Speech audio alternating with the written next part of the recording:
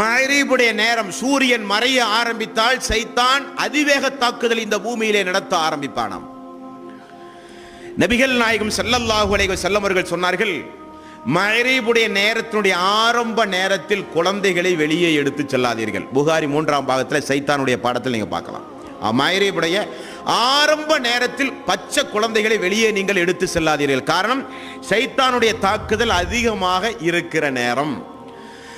அந்த மகரிபுடைய நேரம் சிறிது தாண்டி ஒரு அரை மணி நேரம் 1 மணி நேரம் சென்ற பிறகு குழந்தைகளை வெளியே கொண்டு செல்லுங்கள். நபிகள் நாயகம் ஸல்லல்லாஹு அலைஹி வஸல்லம் அவர்கள் சொன்னார்கள்.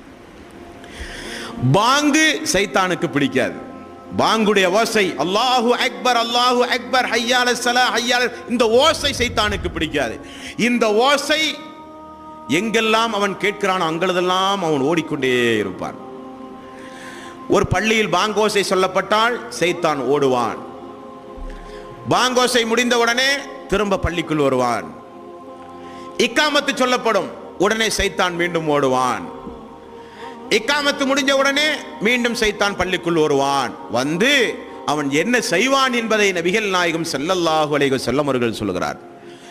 பாங்கு சொன்னவுடன் ஓடியவன் திரும்ப வருவான். இக்காமத்து சொல்லும் பொழுது ஓடியவன் திரும்ப வருவான்.